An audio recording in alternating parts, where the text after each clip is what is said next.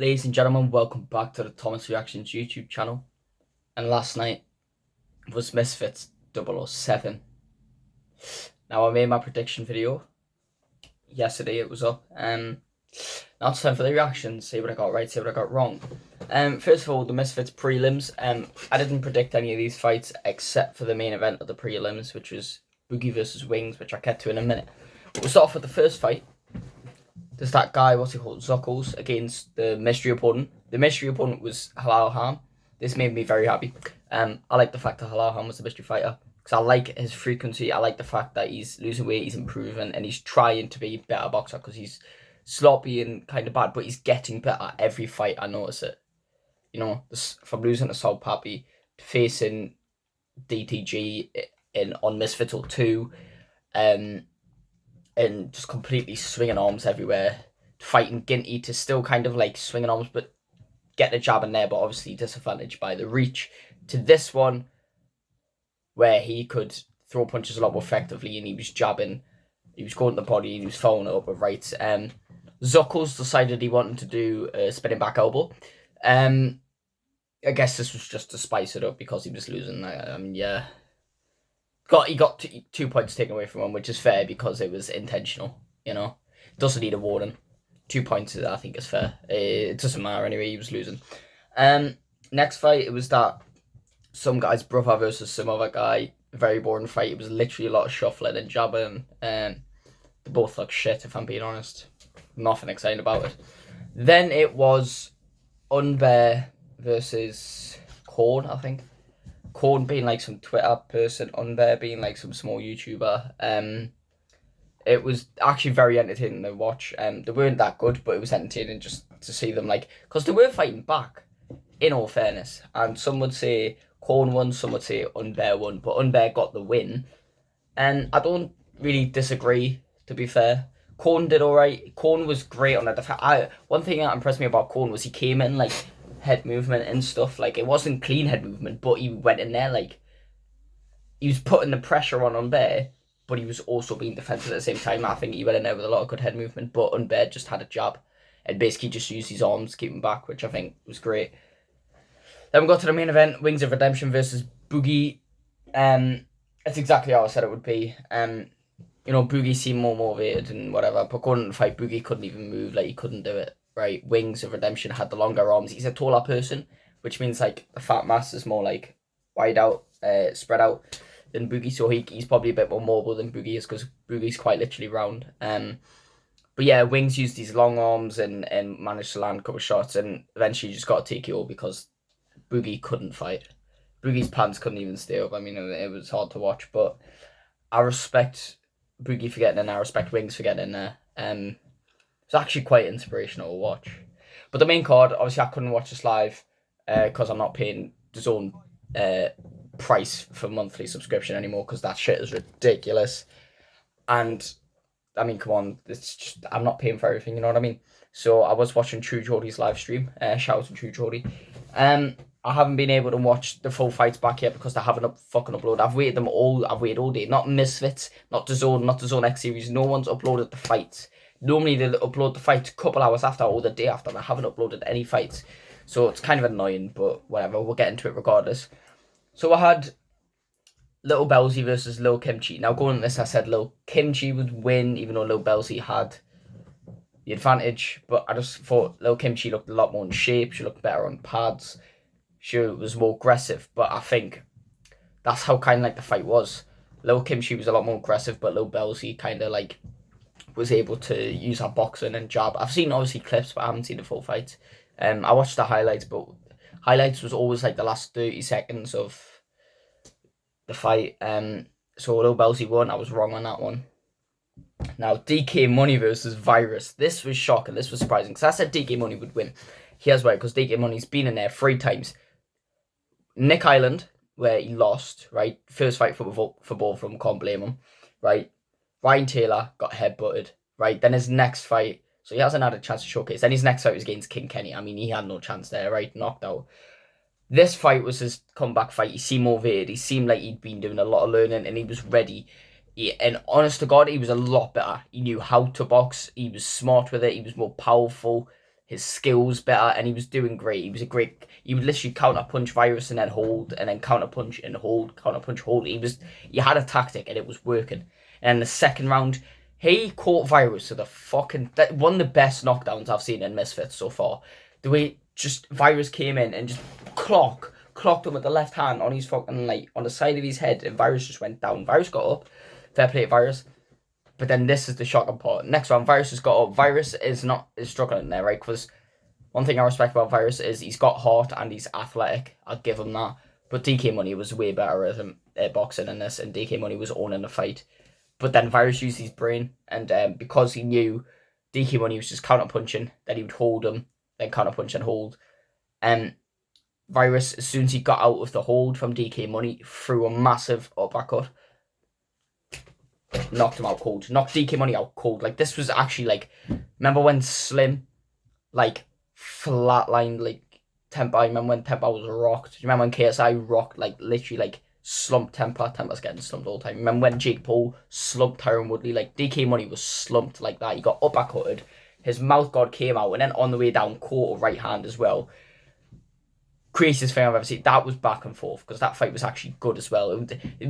They were fighting like pros as well. They had feints, they had reaches, it was all great. Good technical, good power shots, good hype, good back and forth, knockdowns, knockouts. That's what you want to see in a boxing match, and they did that. Then next was Tennessee Thresh versus Paige Keiki. I said Paige Keiki was going to win, and she did. People were a bit controversial about this one, because they were like, oh, Tennessee Thresh's punches were a lot better, and they were a lot more powerful. She was hurting Paige Keiki a lot more, and both of them did look shocked when Paige Keiki won. But I think Paige Keiki won because the judges saw Paige would jab, and she would use her fundamentals. So yeah, I think the judges saw that Paige, she was establishing jab, she was getting in between guards. I think she did the better boxing, she just didn't do the better fighting. But Paige got the win nonetheless. I'm not mad at it. I predicted it. Now, the one I've been waiting to tell you about.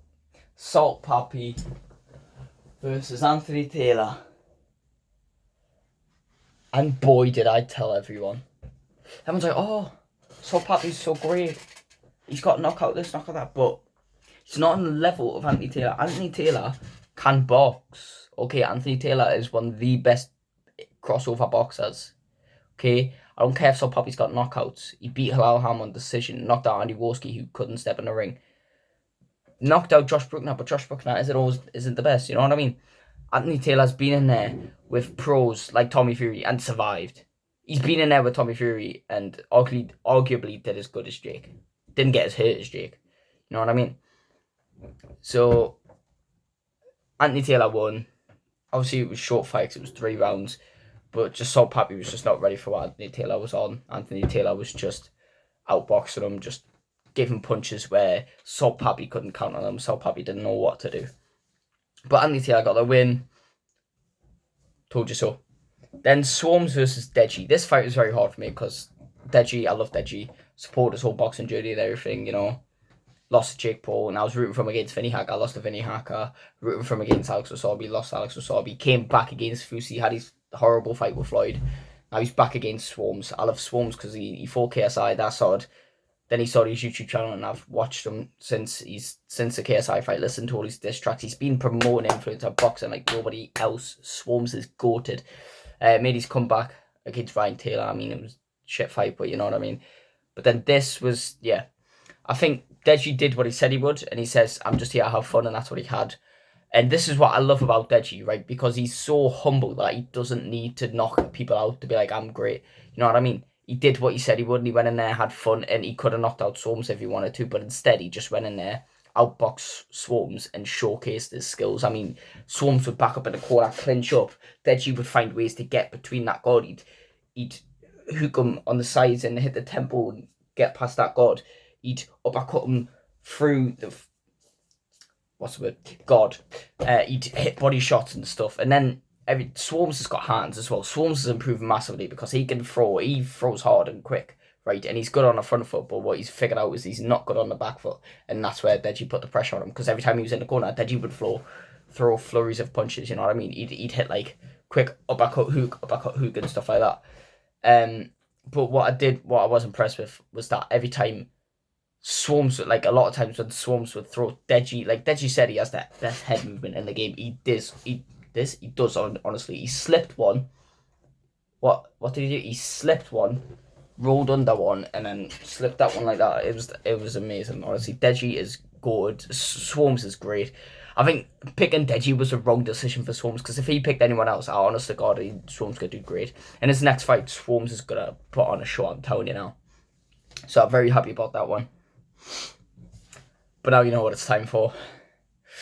The main event, the almighty controversial ending.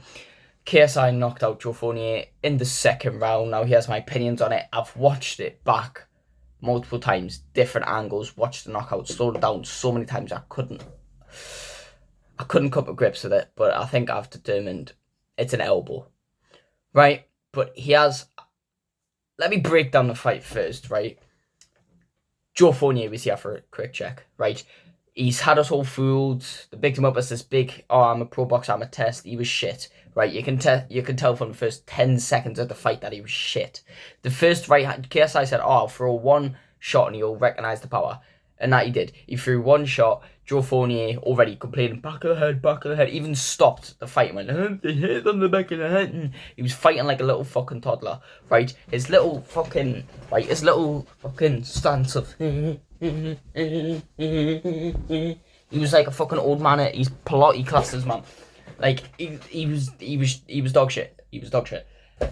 And that's all it was, right? And it was inevitable. Round 2, he was getting knocked out, right? KSI just was playing with him. KSI would jab him to the body, jab him to the head, follow it up with a right. KSI was outboxing him every possible way. More power, more speed, more technical ability, bigger IQ, everything. KSI was playing with him. He'd do this create. This is how I know that KSI is improving and will get better. And I honestly believe he can beat Tommy Fury, and I honestly believe he can beat Jake Paul, because the way he would switch his guard and do like some shit where he'd go like that and then he'd come back and then he'd go around and he'd come back, and he was playing with Fournier and Fournier didn't know what to expect. And that's why the same shot Joe Fournier said KSI couldn't hit him with, KSI hit him with a right overhand which rocked him, right? And you knew when that overhand right rocked him, everyone, KSI knew, Joe Fournier knew, everyone knew the next shot that was coming would knock Joe Fournier out, which was going to be that right hook that KSI threw.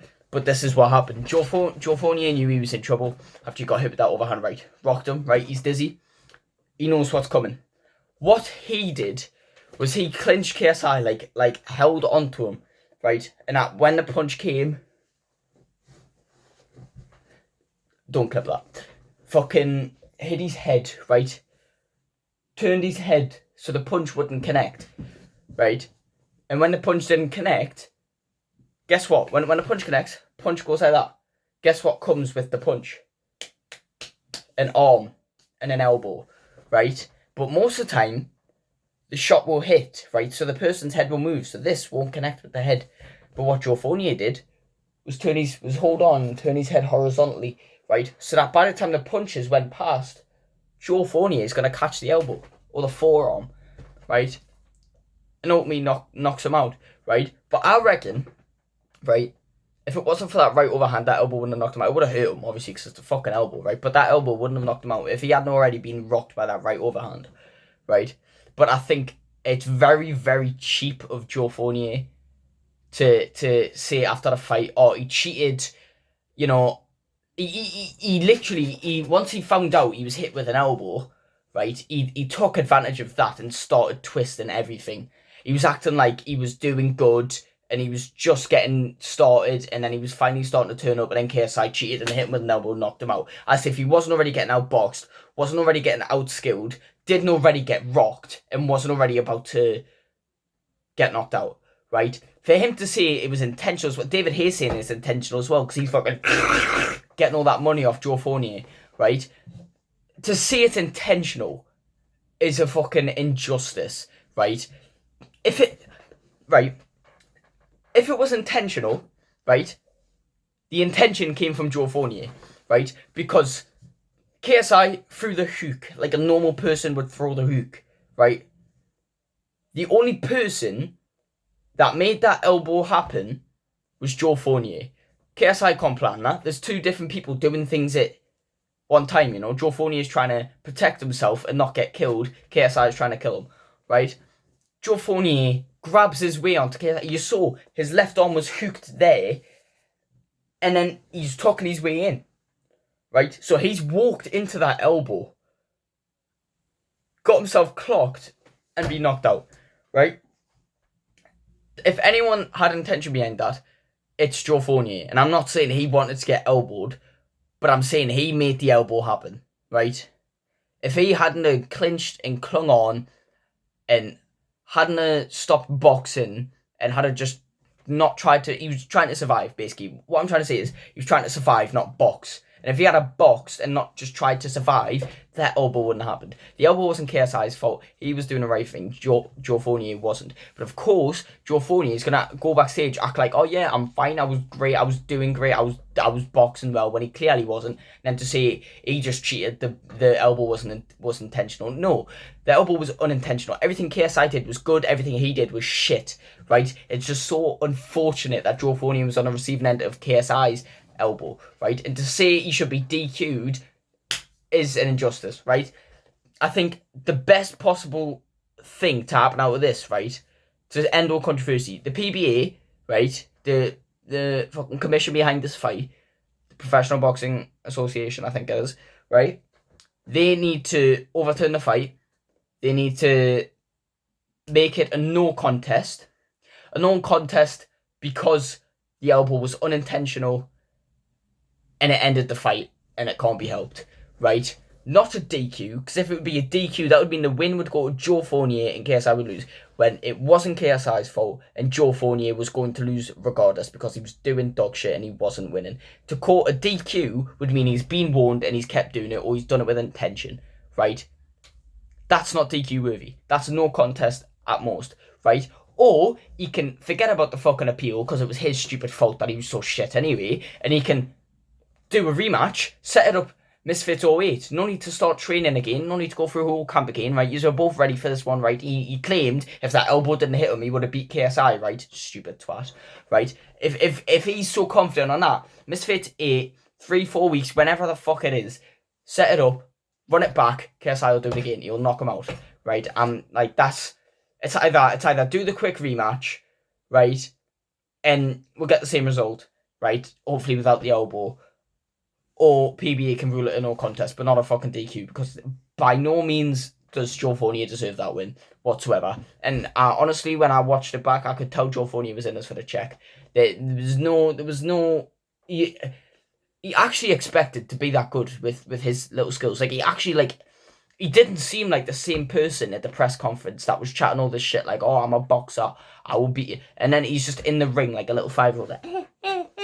Gets touched, the back of the head, right? Someone throws a punch, gets himself elbowed and jumps on the floor, right? He didn't even fall properly, for Christ's sake, man. I'm convinced, you know what? I reckon that elbow didn't even hurt him. And he fell on the floor, pretended to be knocked out, and goes, oh, he hit me. And he was hoping to get disqualified, but he didn't, because the ref didn't say it, because they work for KSI's promotion, my friend. No one likes Joe Fournier anyway. He can go fuck himself. David Hay only likes Joe Fournier because he's, you know, before Joe Fournier was on the scene against KSI, David Hay was at all of KSI's fights supporting Misfits and KSI, so I don't know, like, what the big thing is, right? What I did love about this event was seeing John Fury and Tommy Fury there. Tommy Fury spark on the flame with KSI. That fight's going to be great. I honestly believe KSI could beat Tommy Fury. I mean, Tommy Fury could easily beat KSI, but I honestly believe KSI can do it, right? I think KSI actually stands more of a chance to Jake Paul because he's unorthodox, which Jake isn't. He's got more power than Jake. Jake's probably got better technique, better boxing skills, but I reckon KSI's got better ring IQ and better power, right? And I think KSI, could he beat Tommy? If he beats Tommy Fury, he's not going to do the Jake Paul fight, but I reckon he should do it anyway and just knock him out regardless, because Jake Paul, he's always going to pull some strings to pull some bullshit. And I knew as soon as this elbow happened, Jake Paul was going to have a fucking field day, and that he is doing. But to be fair, in all fairness, KSI is handling it well. Joe Fournier is a bitch. And hopefully there's a lot of understanding people out there, because, you know, you always see the little 12-year-olds on Twitter with their fucking, KSI a disgrace. Someone said it was a disgrace that KSI elbowed him, as if it's like planned. Like, fuck right off, you stupid twat. But yeah, that was that. Bit controversial, entertaining nonetheless. I don't really care if this gets ruled in all contests and appealed, but I will care if it gets given in Joe Fournier's favour. All I care is that Joe Fournier got hurt and he's not enjoying himself because he's a little prick. That will be it for this reactions video. Sorry if I got a bit passionate. Sorry if I mumbled some shit. Sorry if I chatted some shit. I'm sure I'm gonna get some people in the comments all saying, "Oh, you're wrong about this, you're wrong." Don't worry, I've got it many times before. It's happened before. It's always when I state the obvious as well. But thanks for watching. And I'll see you in the next one. Goodbye. I'ma keep it easy, scratch tracks, that won't please me. I let that song do the talking. I know you ain't getting away, you ain't walking. Like at the gym, I'm lifting weights. I'ma keep it going at a steady pace. I'm blowing